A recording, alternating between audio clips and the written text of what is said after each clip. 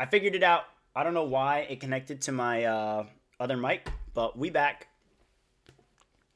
Welcome to Soapbox, where we eat snacks and talk about Ninja and rush because work is in 2 hours. So, hi everybody. Thanks all for joining. Good to see some familiar faces as well as some people that I haven't seen in the chat in a while.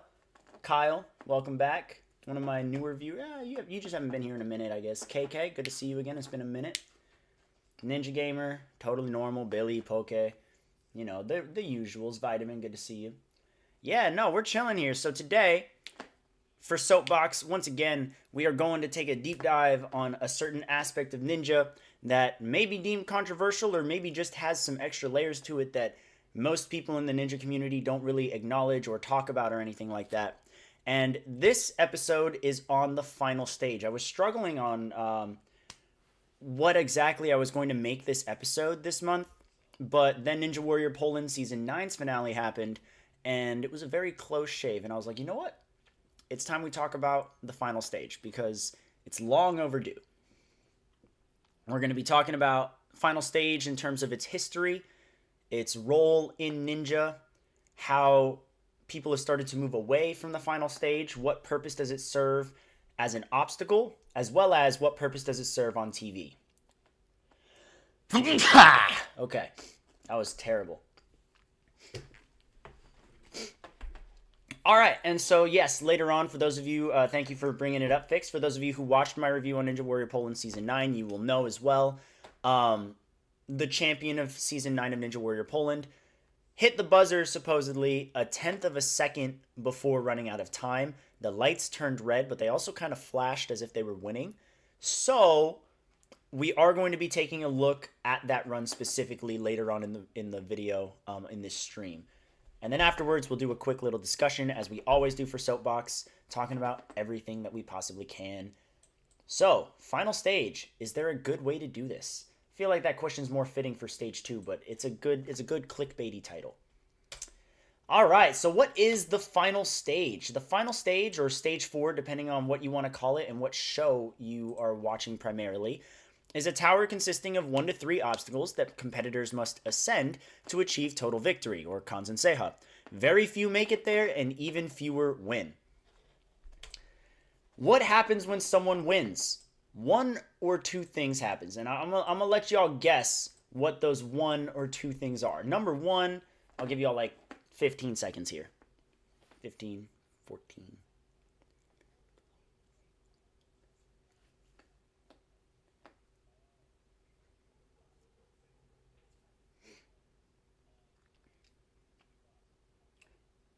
Money or no money? I mean, it's a guess, I guess, Billy, but no. Option number 1, when someone wins, they get a renewal on the Ninja Show. Sasukepedia says it best, so let's take a look at how Sasuke's final stage has evolved over time.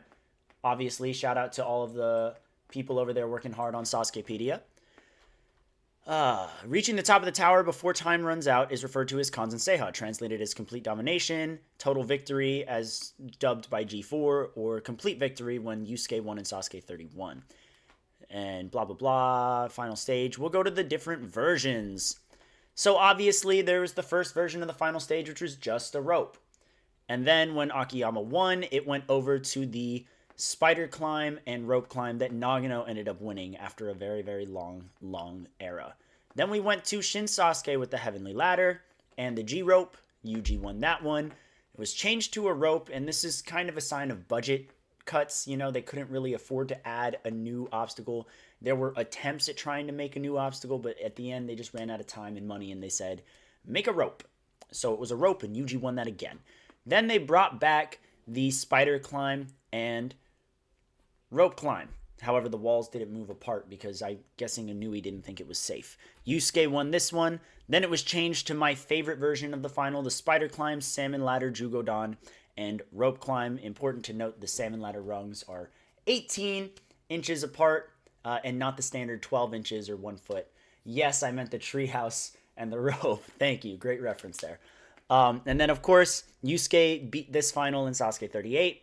So we are now with the current version which has a speed climbing wall, the salmon ladder Jugodan, and the rope climb. Basically, after every single win on Sasuke, we have had a total victory. Renewal. Every time someone's won, we've had a winner, a renewal. I'm sorry. The final is changed, whether it's a buff or a nerf or whatever else. And that's one of two things that primarily happens after someone wins. That's what happens to the final stage. Option 2 is nothing. I'm not naming names, but some shows like to not change anything about it. And there have been quite a few shows that have followed suit where they've just kept the final stage as a rope climb forever and ever and ever. The only other shows that have done an actual renewal where they change the course, they change the final stage, it's happened in Ninja Warrior Germany. They're currently doing the spider climb, salmon ladder, rope climb final because Renee and Moritz won on just the rope. And Australia did it for one season, but then they lost budget cuts and they invited teenagers who are not as skilled overall as the American teenagers yet. So they changed it back to a rope. My guess is so that there could be, a winner or better results on the final stage if someone got there. And yeah, that's another thing. And then there is kind of the in-between option, and that's what Ninja Warrior France is doing. Ninja Warrior France has always kept a rope as the final stage. However, originally the time limit was 30 seconds. Jean Tezenos did it in, or I think it was 35, whatever. It was 35. Jean Tezenos did it in 32. So after he won, the new time limit for the rope was 32. You had to beat the best to be the best. And I think, you know what, if you're not going to change the obstacles, adjusting the time limit to kind of make it to where the new champion is the new best or whatever, I think that's a really nice touch. I'm not mad at it. Of course, I would prefer different obstacles, but there's something different that's adding to the stakes. Now the record for France, I think they have to climb the rope now in like 22 seconds in order to achieve kanzen seiha, which is absolutely ridiculous, but we will get to that in just a second because, oh boy, you already know we're talking about the final stage. France is going to have a slide. That's right, they did bump it to 40. They bumped it to 30. They had it at 30, and then Thomas Ballet totally whiffed it. Seeing some other people in the chat. Hi, Fix. Hi, Alex. Hi, Shane. Good to see y'all here. Now, let's see. What was I going to say next? The in-between. So this is the in-between option. I don't hate it. I don't love it. Obviously, again, different obstacles would be better. I'd much rather have it the way Sasuke and Germany are renewing their final stage. But at the same time, this is a decent alternative, and it's definitely better than not getting anything like how A&W will give us.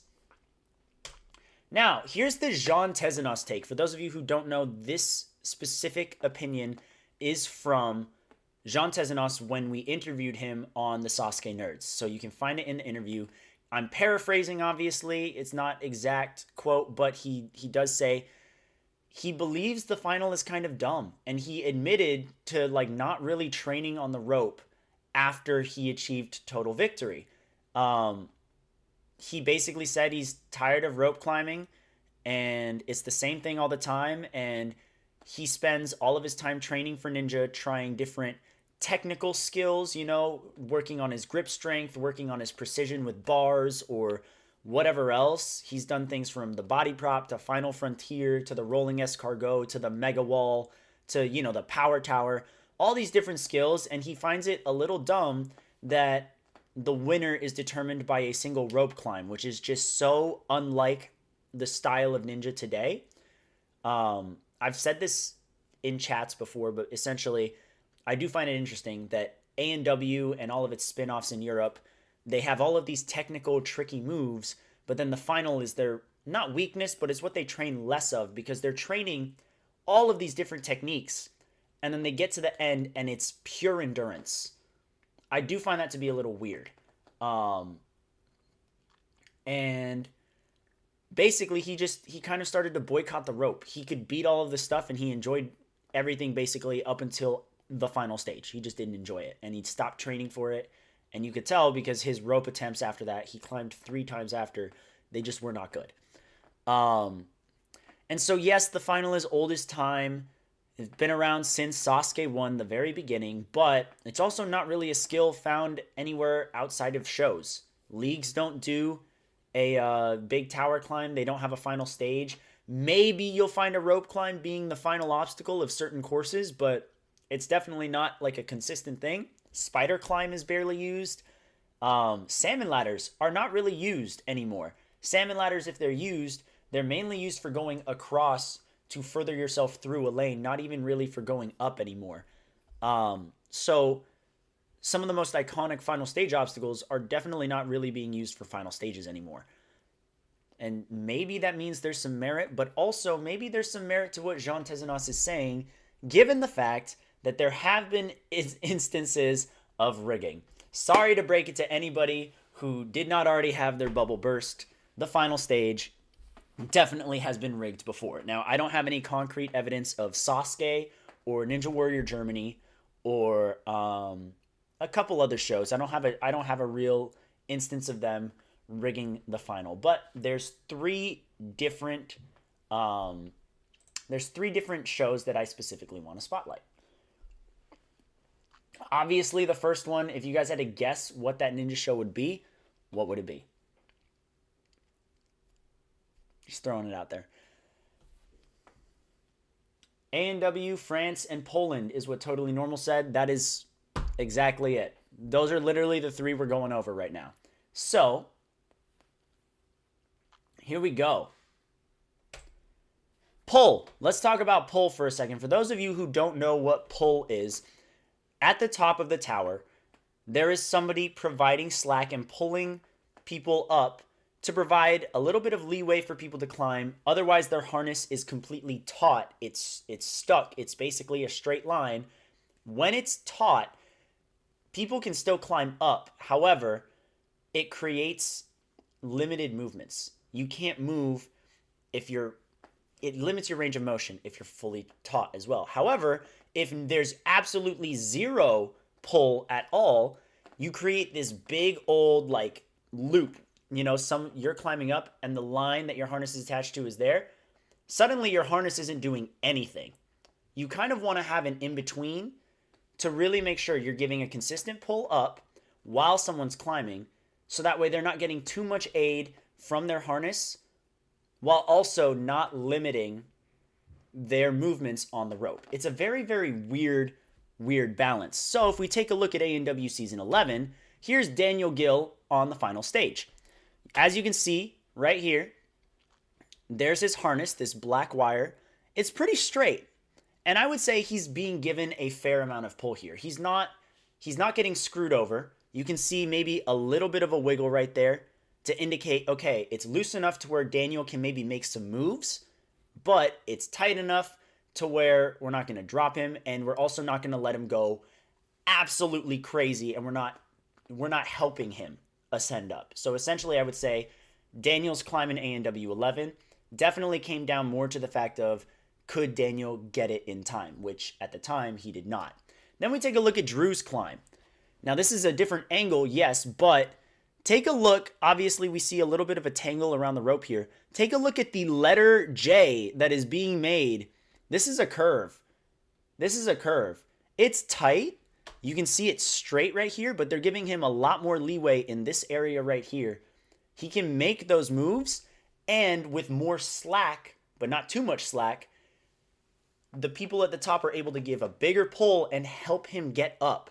He can get up way faster. Now, do I think that Drew would have still beaten Daniel in the climb? Yes. But do I think that he would have either maybe beaten this with less than a second left or not beaten it at all? Yeah, honestly. And I do believe that it does come down to the difference between the pull here and the pull there. So definitely something to keep in mind. Now we're going to take a look at another ninja show that has had an instance of pull, and it's a very, very unique one here. Ninja Warrior France Season 8. This was my favorite finale of 2023, personally. I loved the way that this went down on TV. And that's something that we're going to talk about, how things look on TV with the final stage versus what actually happened. Clement Gravier made a post, And essentially, Clement Gravier was the total victory. He achieved total victory in season 6. His time up the rope was the time to beat in season 8. He goes and he beats his time. And then Matthias Narwel, who was another finalist at the time, he goes and he beats Clement's time. No one was expecting that. Everyone in France generally agrees, and this is coming from interactions with them in person.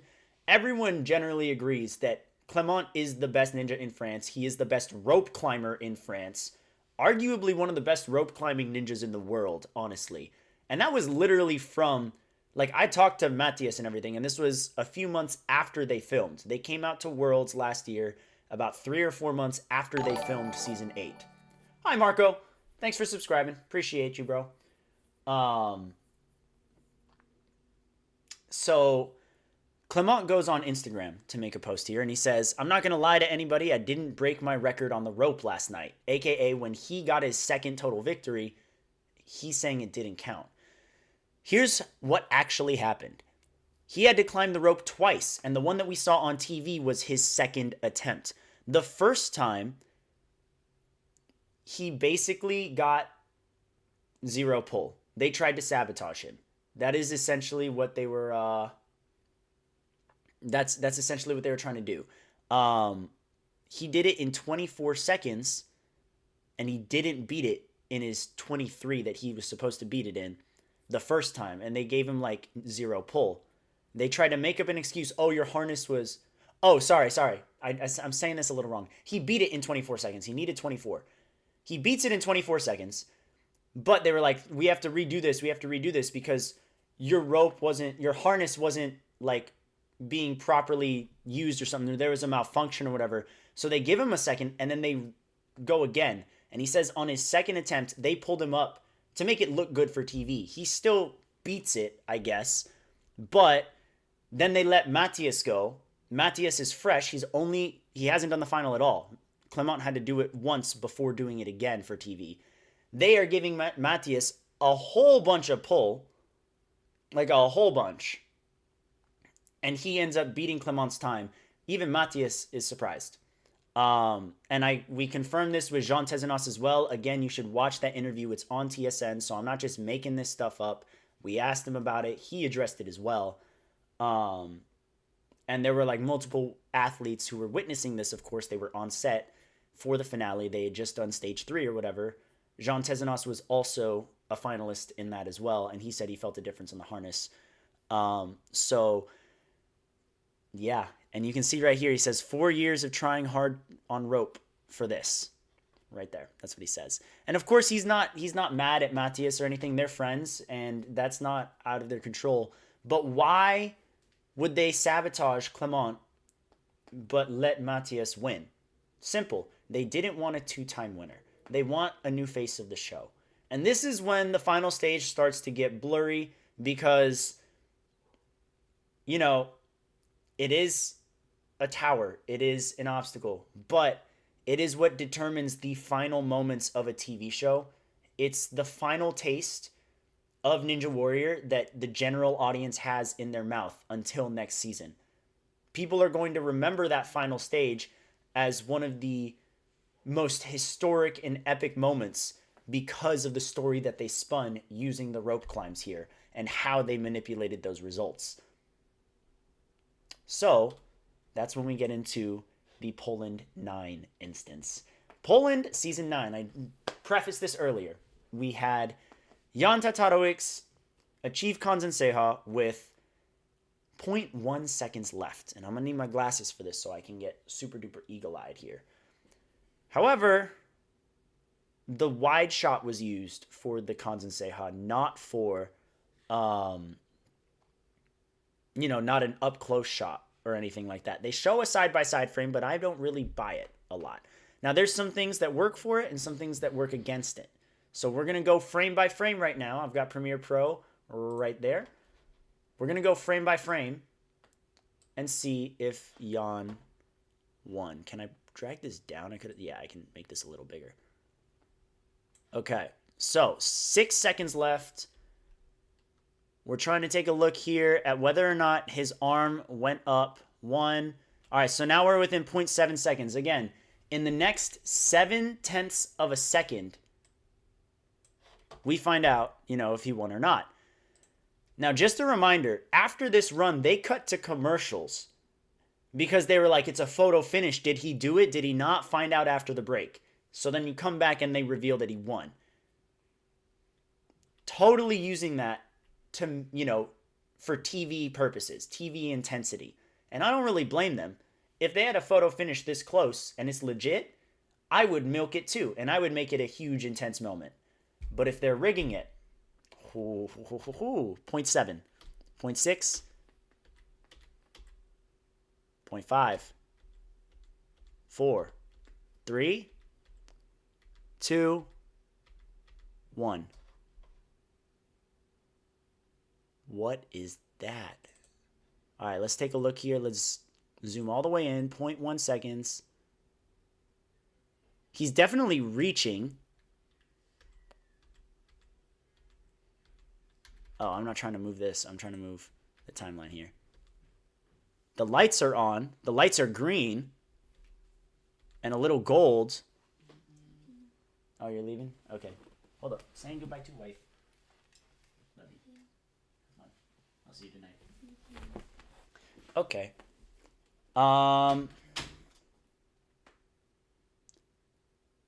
The button is basically right above it, yeah. Or on it or something like that. So, we're going to hold on to this right here. We're going to mark that time frame. I'm going to take a little snapshot of it. And we're going to throw this right here to compare side by side. Because now we see Jan's leg is sticking out there. I think that's one of his arms or another one of his legs or something like that. Now we go to the side by side frame. I need to zoom this out or zoom this back, out for a second. Now, where is that side-by-side frame? They reveal that he's won and he's crying. He's super happy. The fireworks go off. Yay. Yay. Where is it? Where is that frame? Right here. Okay, so he's climbing, he's climbing, he's climbing. The buzzer is to the left. The left of our screen, so his right. So he should be reaching out with his right. He hits it at 0.1. That's what they're saying side by side. I want to see his leg. I want to see his leg. Because the lights are matching.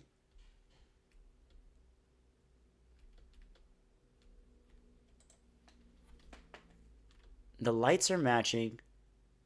They freeze. Oh, this is a freeze frame. Okay.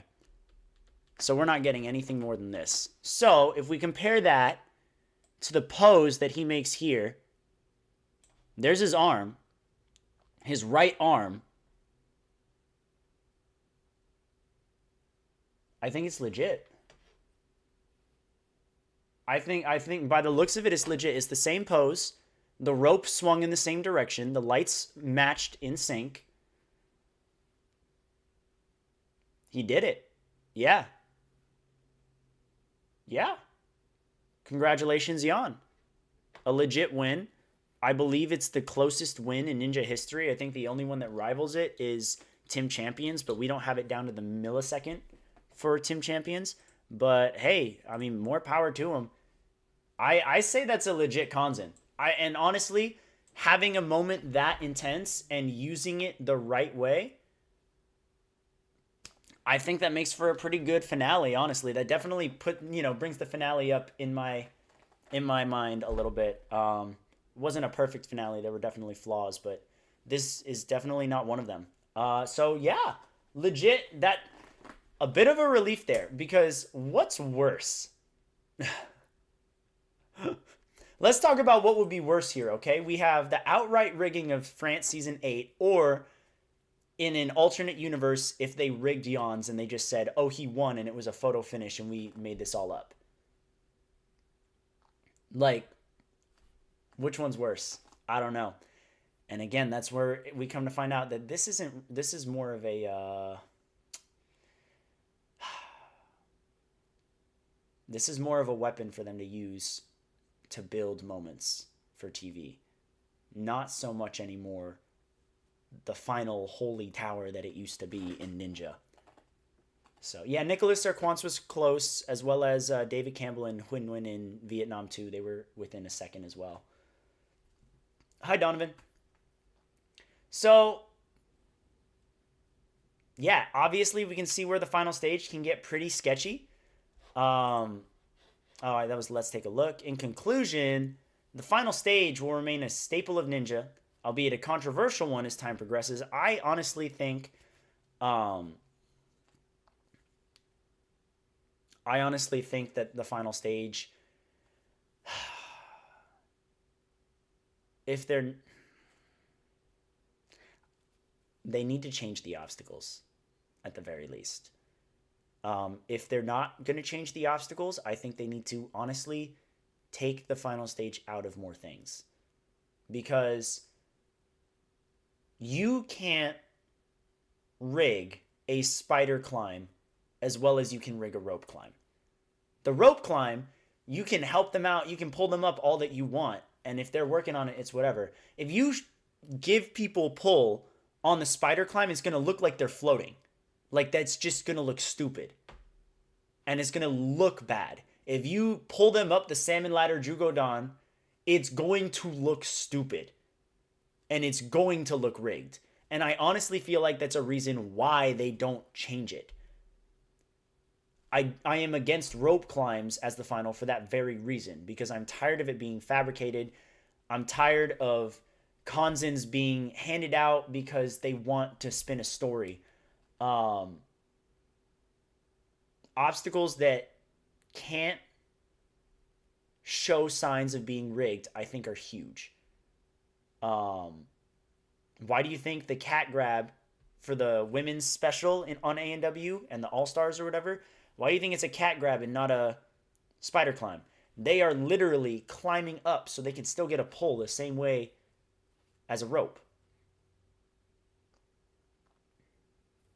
So, no, a pole climb, anything like that where it's just a straight climb on one thing, I don't think it's a good idea. Poles, ropes, even ladders, like I don't think you can do much.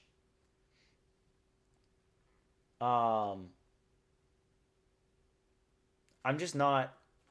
I'm losing my faith in the final stage outside of Japan and Germany.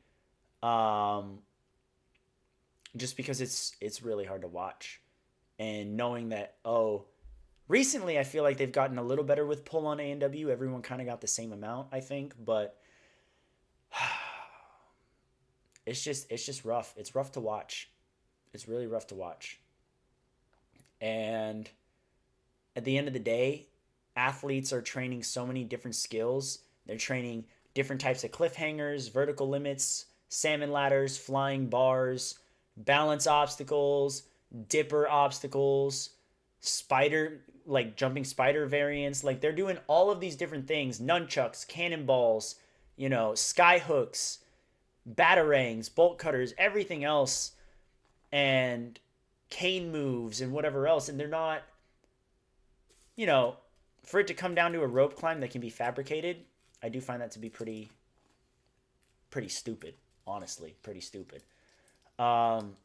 Is this ever going to happen? No, the final stage is going to be here as long as Ninja Warrior is on TV. However, I think it's a very smart decision for leagues to not have a final stage. I think it's really clever. The two ways I've seen it done, NSC and WNL. WNL has it stage 1, stage 2, stage 3. And stage 3 is just really hard, but it's a standard stage 3. It's exactly the type of obstacles you would see on any other stage 3 with more original twists to it. And if you beat that, that's technically a kanzen. You know what I mean? Like you beat 3 stages instead of 4. It's definitely not easy. Only one person's done it in 8 years. All 3 stages beaten. So I would much rather it end on stage 3. There's also NSC with the burnout, the speed, and the hybrid. The hybrid's like your techier course. It's more like a stage 1 for pro competitors. Speed course is kind of like stage 2 but for pro competitors, and then burnout is stage 3 for pro competitors. And it's not like a linear line of progression. It's just you get scores for all of them, and your score combined is your placement. um, I think those are totally fine. You're using elements of OG Ninja. You're using obstacles from Ninja, evolving them, continuing to grow the sport and push the athletes, and you're not needing a final stage to do that. And you're getting satisfying wins, satisfying victories from deserving athletes, um, naturally. And I think that's really, really cool. I do enjoy the final stage when it's, multiple obstacles and stuff, though. I will say, like, the final stage, obviously, some of the best moments in Ninja history are total victories. So it's a very gray area there. But with that said, that's going to wrap up my presentation. I'm going to expand this bad boy. And I'm just going to cut back so it's a black screen. All right. Well, I guess now I've got like an hour. No, I don't have an hour. I got to leave in an hour. So really, I got like 25 minutes or so to talk to you guys about stuff. Like, if anyone wants to talk about any of their thoughts on the final stage here, now is the time. I like how it's a simple final on a more technical show like A&W because they don't train for it. It's the perfect foil. I get it. It's just that I'd rather have integrity, honestly.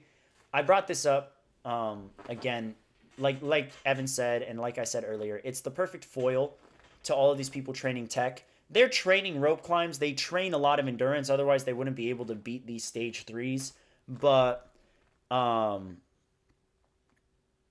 it's pure endurance with some pull. Whereas Sasuke, they train like basically only endurance.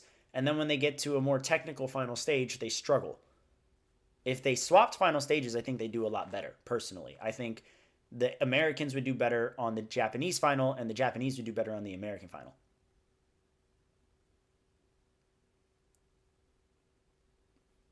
They should have cat grab on the final for A&W permanently. Nah.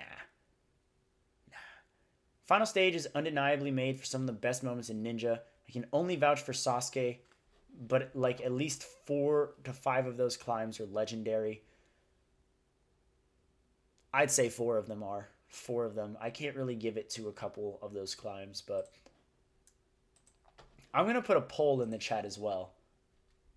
I think I already know what's going to happen, but I know what this is going to be. I'm just curious as to what people are going to say. I know what the majority is going to say, though.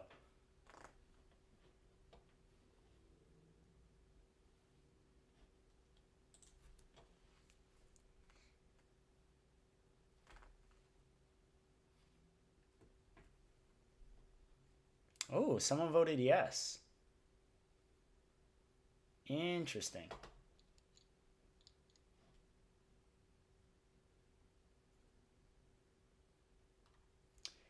When Yusuke wins again, what obstacles should replace speed climbing? I have not attempted like huge ropes, totally normal. I've done some 20-foot ropes. I'm Yuji in 27 is not a legendary moment. I'm sorry, it's not. Yuji in 24 I would say is better than 27. And Yusuke in 38 is better than 31 for the climbs. Have you attempted rope climbing? Yeah, so we have the well, it looks like the majority said no. Looks like everyone wants to try and find a way to save the final stage. I don't blame you guys.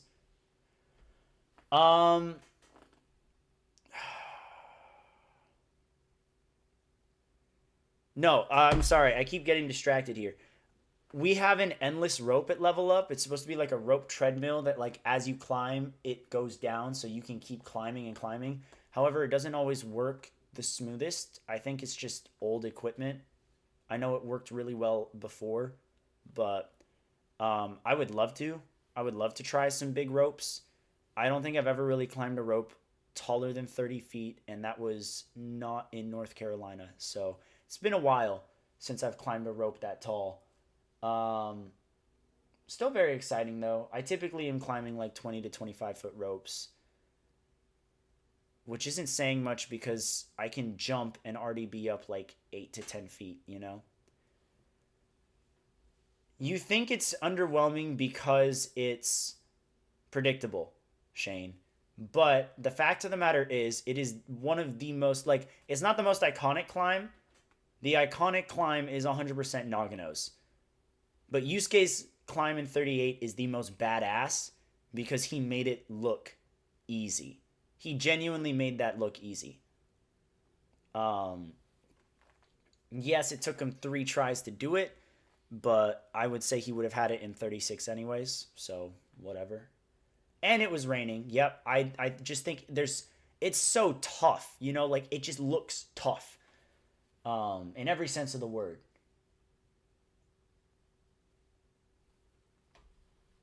I can just imagine how creative a league would get with a tower. I'm scared to even think about that. I can't even fathom that.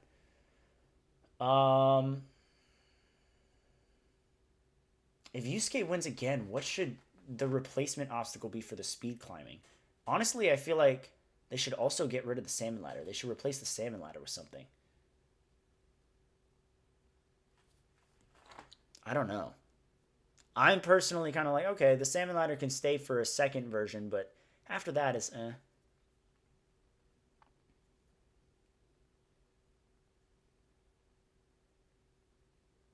Yeah, no, you really do realize just how far ahead of the game Yusuke is with the final stage when he's attempting it compared to when others are.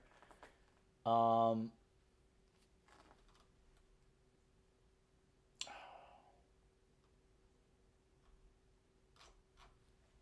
Double salmon ladder in the final, I don't think that would be practical. I don't really think a double salmon ladder with a harness is a very practical thing.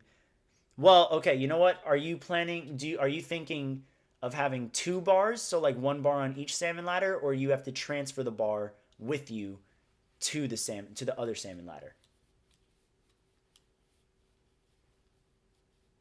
I'm personally fine if they don't bring back the Jugodon after Yusuke wins again.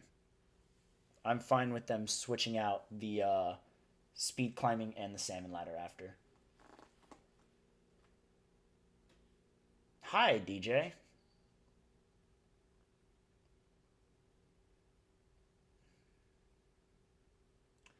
Oh my gosh. So, yeah, this is like, I don't know if this is like a mentality thing. Poke brings up a great point.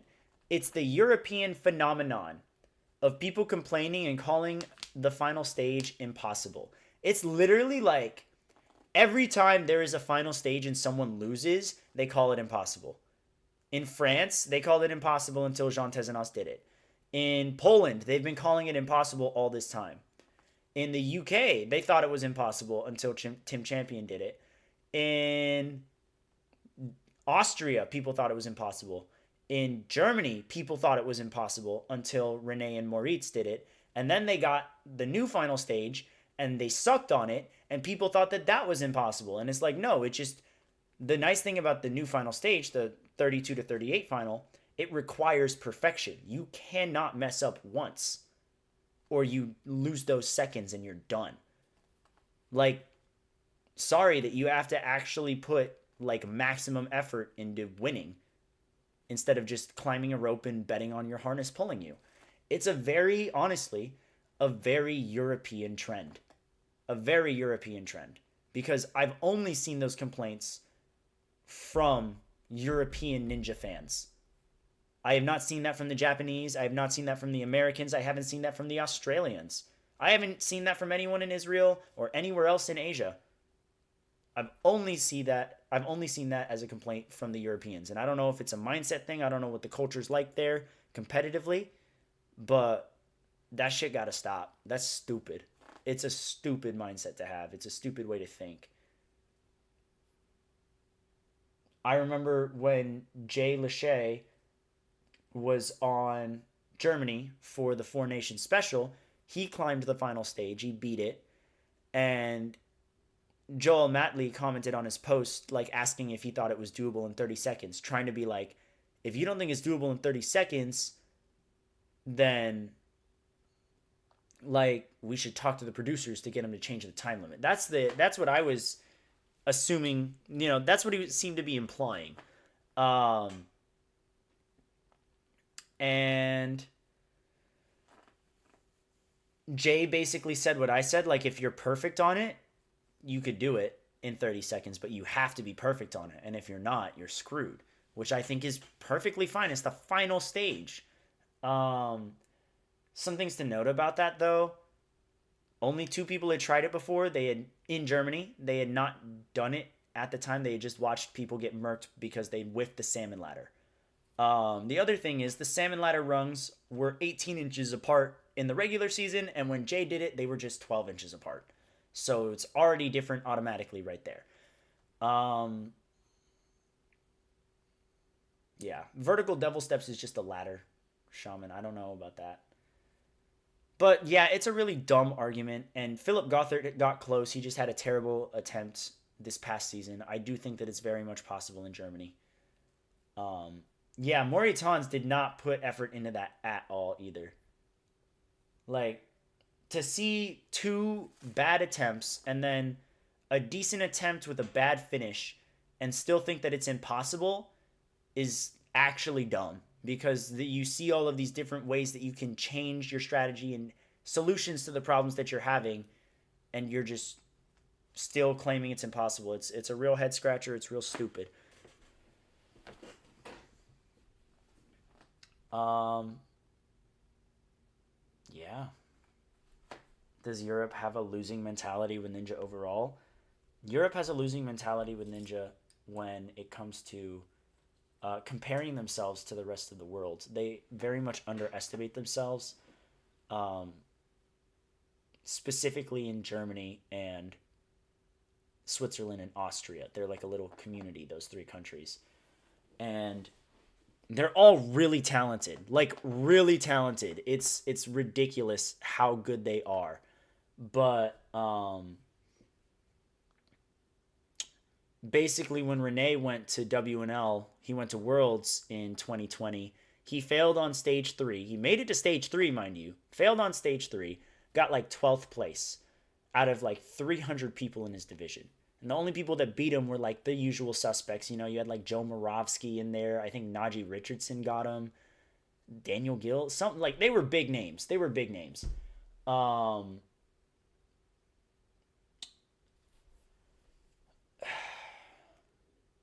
the Germans then have decided that since Renee couldn't even get top 10, that they had no business going to Worlds. Top 10 out of 300 people's hard, guys. Making it to stage 3 on anything is difficult. 12th for Renee out of hundreds of people, that's good. Like, but they all kind of just have stuck to their own thing.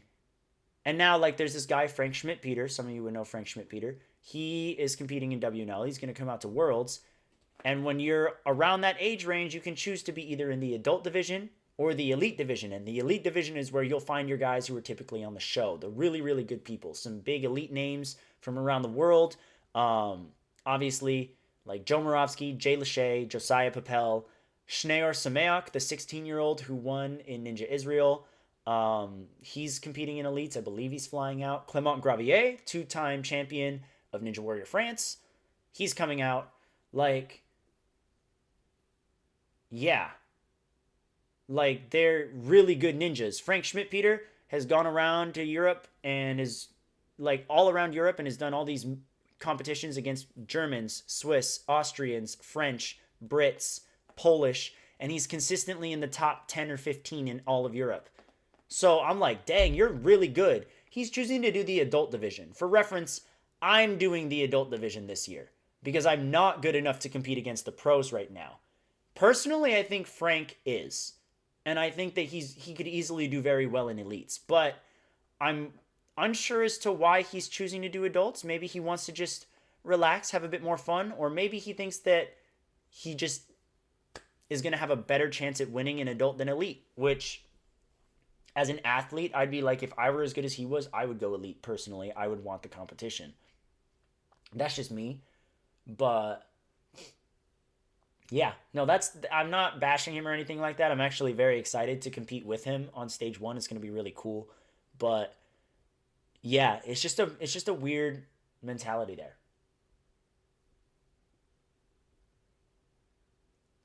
See, that's just a dumb explanation though. Like that's a bad excuse for Moritz there, Polka.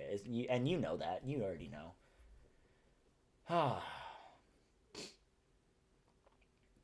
Hey, Jack, what's up? Yeah, see, Frankie's elite. Jack in the chat. Jack is an elite level athlete. He made the move from young adult to elite this season, and he should have because he's a beast. I would argue he's definitely top 10 in Europe as a whole. You can make a very strong argument for top 5 because he's done very, very well. He just did the Overground games in Switzerland. He got third place overall, and the two people that beat him were Clement and Rene. Like, to be third to those two guys, that's insane. So obviously, going to elite, Jack made a very, very wise decision there. I think he's going to do really well at Worlds. You're coming to Worlds, right? I think he's coming to Worlds. No, Billy, he got third. Rene got second at that comp, and Clement won. All right, so Jack's coming to Worlds. You can catch him on the elites. I'll probably be doing commentary for them, maybe. Depends on what I'm doing, just because a lot. Oh, cool. Have fun at Ferox, Ninja Gamer.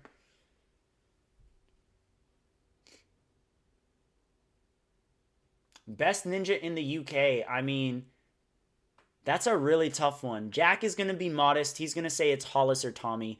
But it's really like those three. I have a hard time picking who's the best out of those three. And really, competitions don't really indicate it either because there are some days where Jack will win, some days where Hollis will win, some days where Tommy will win. So, yeah, it's a tough one. Very, very tough one. But I think Hollis and Jack are slowly pulling away from Tommy right now, just very slightly. I don't know. Tommy hasn't been doing as many. I feel like he's been more OCR based recently, so he's not doing as many heavy ninja things the way Hollis and Jack are. I think that could lead to a different leaderboard eventually.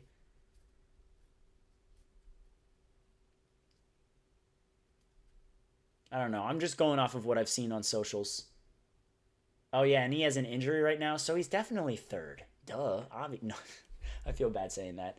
Um, but yeah, no, it's gonna be a good time. And then next year we're gonna get Billy out to Worlds. Billy's gonna come and compete.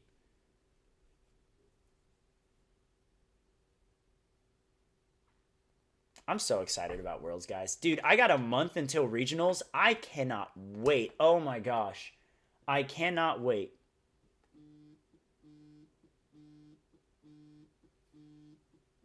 Why is Billy calling me?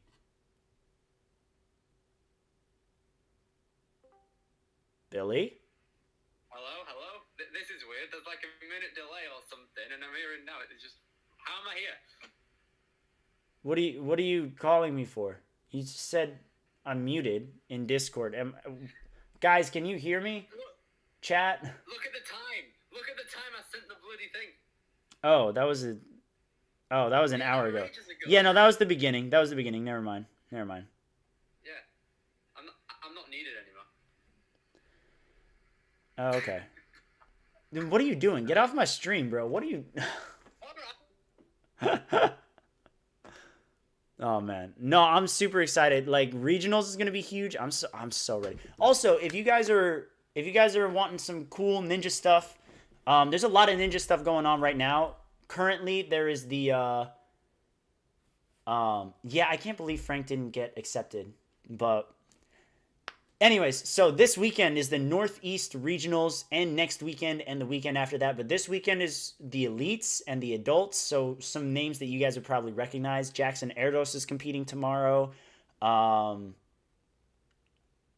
I'm drawing a blank on a lot of them, but there's some really good people competing. Ramsey Valdez, Reiku. Anyways, what's up, Jakari? So yeah, if you guys want to tune into the World Ninja League YouTube, you can check it out. I'll be doing commentary tomorrow with Evan. Right now, Kane Malden and Callum from TSN are going to be, they're doing commentary right now. They did it last night. They're doing it today. And then Evan and I will be taking over tomorrow. It's going to be really, really cool. And then Sunday, May 5th, so next week Sunday, not tomorrow, Super Ninja Kids comes out. We're going to try and get that on the vault for you guys as soon as possible. Hopefully they drop it on YouTube the way they did with the adult show. So that's going to be super fun. It's a pure racing show, which honestly I think is really cool just because I think Super Ninja could actually do it right. We'll see. What else?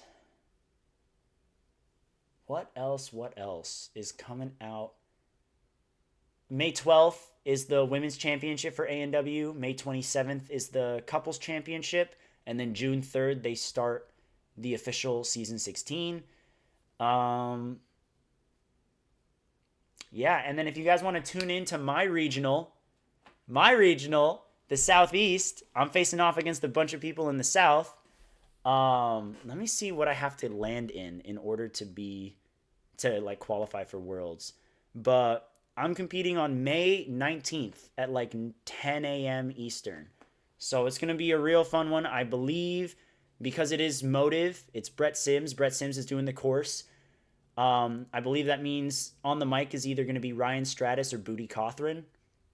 They're normally doing commentary depending on the day. I have to be in the top.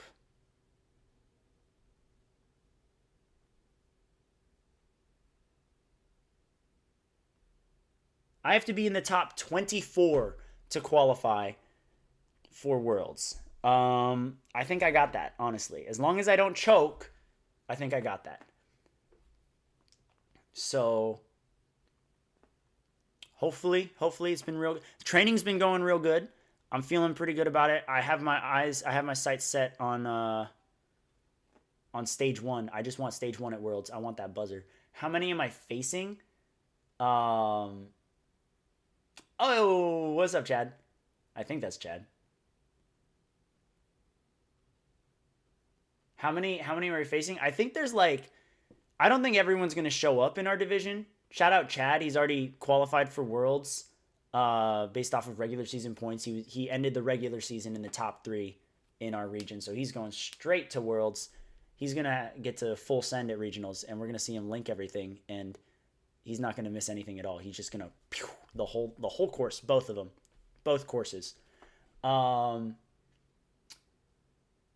Yeah, I think there's like 60 athletes in our division that are qualified.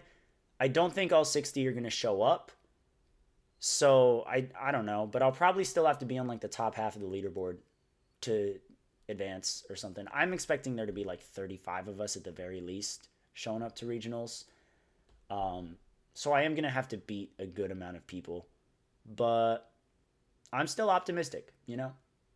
Hopeful, very hopeful. And I'm just excited to go to Motive. I've wanted to go to Motive, and every time there's been a comp there, I've been like sick or busy or I don't know, and it just sucks. So I'm really excited to finally get to go. Like, if I'm sick, I'm still going because I'm going to qualify for Worlds. So, and then I'll get everyone else sick, and then they can't compete at Worlds. And then that's the game right there, you know? That's the strategy. I just took out so many other people. No. I'll hang around like all the top guys and get them sick, and then they can't do Worlds. They would still do it. There are some guys who would get sick and still do it anyways against their better judgment. Hoping to compete in the Premier Series at True Function. All right. Yeah, no, Premier Series is going to be fire. I'm so excited. There's 9 qualifiers, 10 qualifiers, and finals. That's right, because Stanford Ninja Academy just added themselves. So we got 1 in Switzerland, 1 in the UK, 1 in Australia, and then 7 in America. But it's going to be a good time. I'm very, very excited about these next couple of months.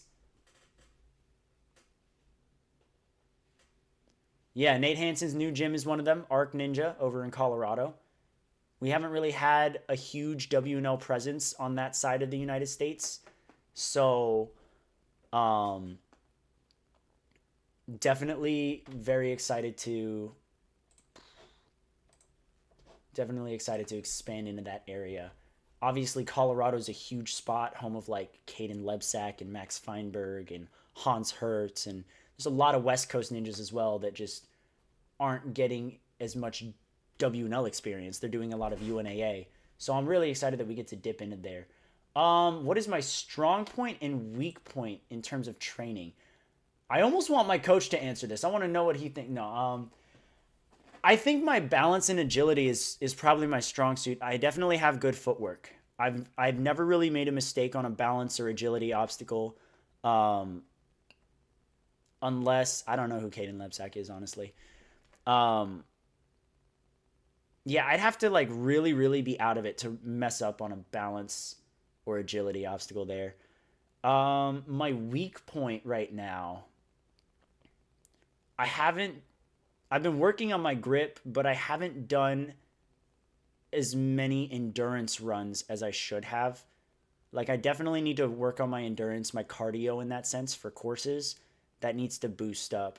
But these past few weeks, I haven't been able to go to level up practice um, to run courses, and Monday was the first time I got to in a few weeks, and so I'm pretty excited about that. See, yeah, see, Chad already knows. He's already on point. We're basically saying the same thing. I've been working on my grip. My grip's been getting a little better, but now it's about keeping that endurance throughout the entire course.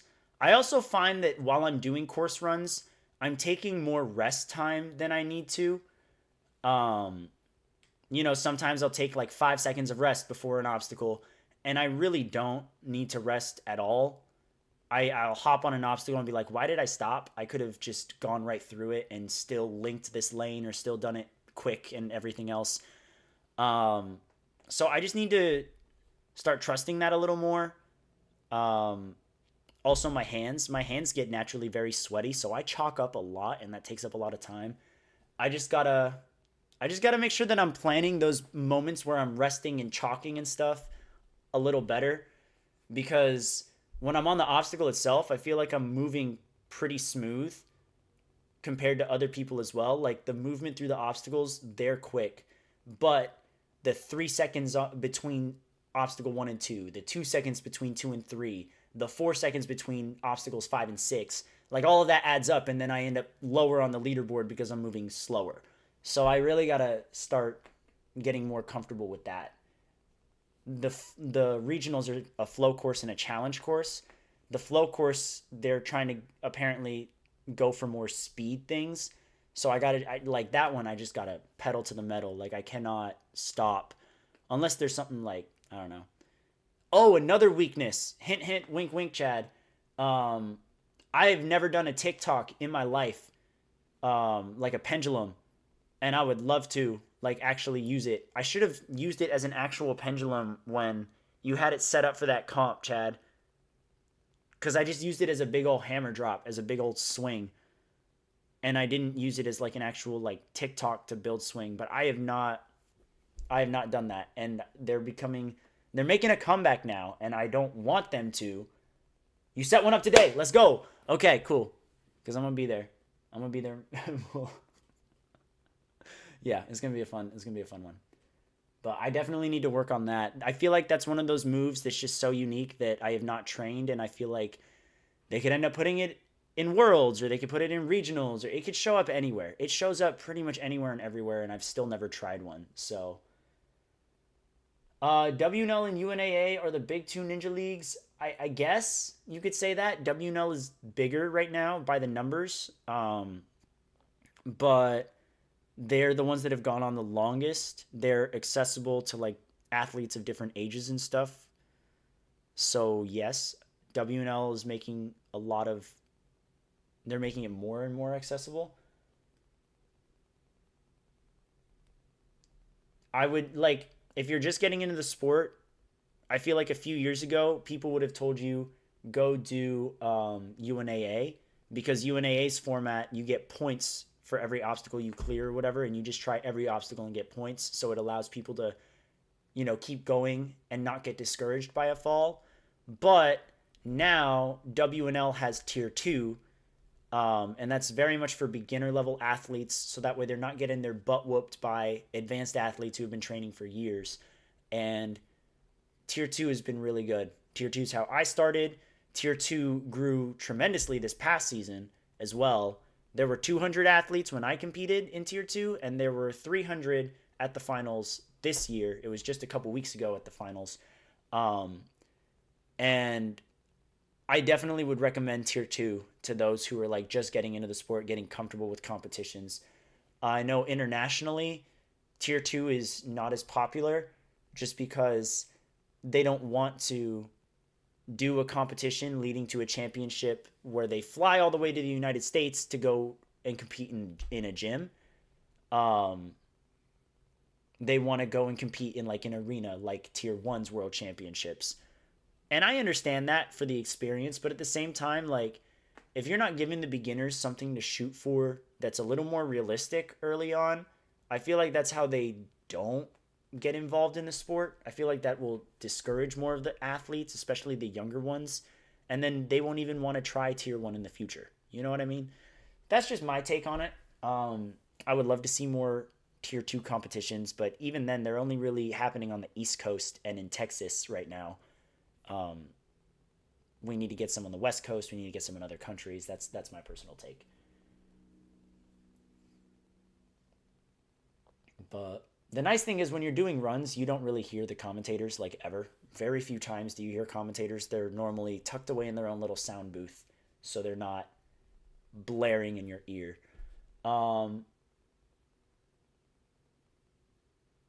They do not. I work closely with Dion and Millie. They do tier 1s. They have not put up any tier 2s yet. So, and by the sound of it as well, if you do Premier Series, there might be a chance that the rules are going to change, because basically the common complaint that happened, and I'm going to just, no one said anything here. Common complaint about tier 2 worlds was that there were tier 1 athletes who were like really good competing in tier 2. And that's just not fair. You should not be competing for multiple years and then doing beginner courses against actual beginners. That's just not cool. So I'm trying to push for a rule change to where, like, if you do the Premier Series, you can't do tier 2, because Premier Series is meant for the top 25% of tier 1. It's meant for the best of the best.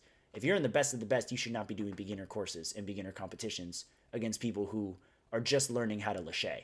That's stupid and ridiculously disrespectful and unsportsmanlike. So, yeah, that's where I stand on that.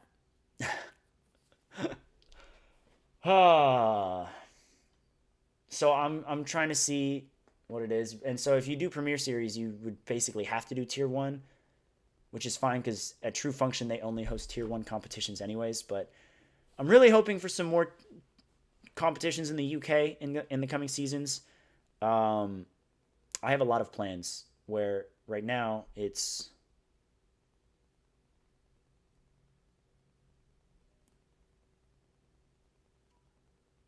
hold up.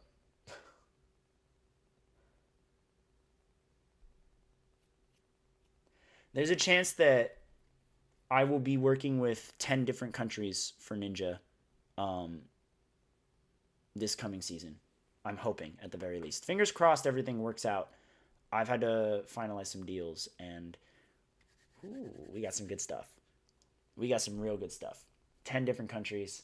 Hopefully we get some more. We started off, when I first started this in December, I had France, Italy, and the United Kingdom. And I've pushed really hard to get other things going. We obviously just had the Jimmy Fit Games in Taiwan.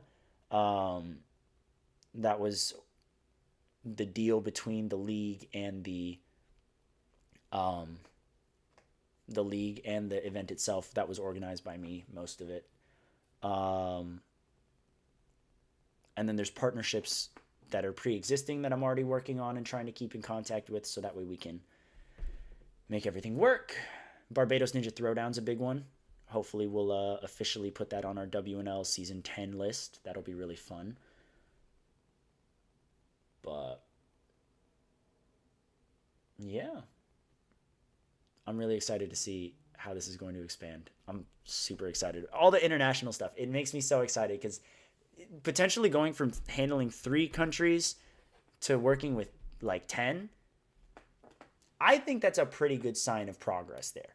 France has also doubled the amount of competitions that they've hosted this year, and they've also like tripled the amount of gyms that joined the league this year, which is like perfection. It's amazing. Their regionals are actually going on like right now. They're starting tonight, and then they're going tomorrow. What are the 10 countries?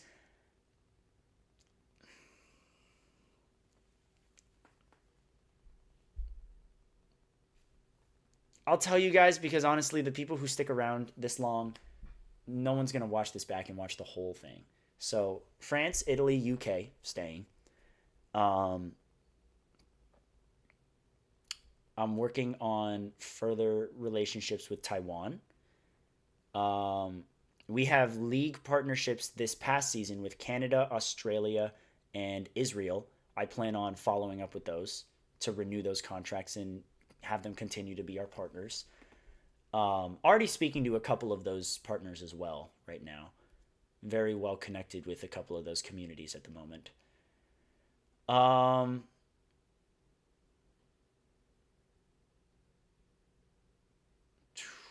no, I that's hundreds of competitions totally normal. That's hundreds. So I said France, Italy, UK, Canada, Australia, Israel. I said I would like to continue working with the folks over at Jimmy Fit in Taiwan.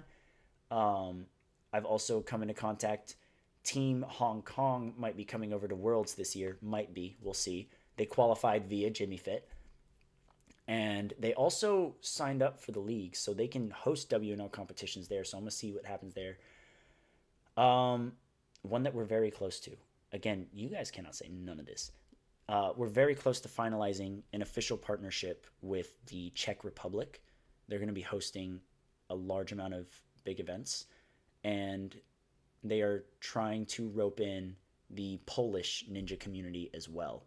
So there would be that. And then, of course, if Poland doesn't count, um, we still have the Barbados that counts.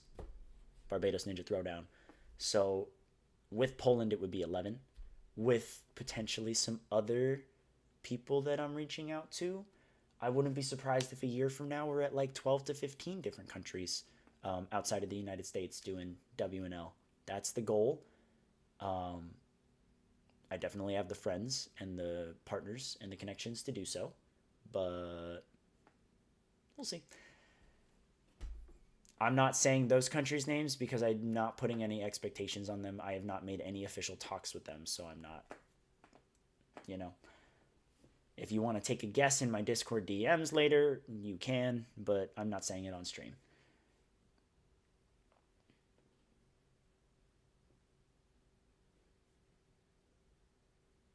But yeah, I'm really excited to see how that goes. Um,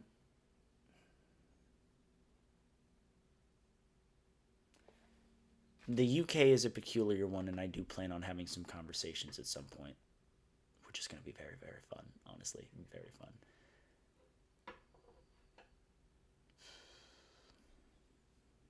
Japan one day.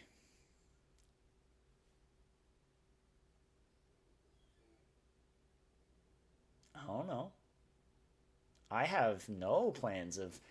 I don't. It's not like I have a list of every ninja gym in Japan, as well as the contact information and how to propose Japanese WNL to them.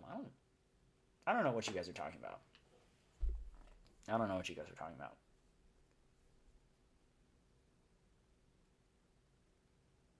Okay. Oh. Well, I have to go to work in like 20 minutes. So I think I'm going to wrap up the stream. Does anybody have any final anything?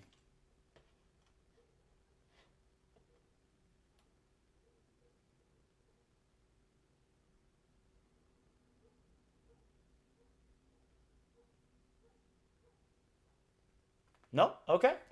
Well, take down that chat box, become a disembodied voice, get rid of this bad boy. It's a black screen. Oh my gosh. Hey, y'all, thanks for watching. I really appreciate it, and I'll see you guys in the next stream.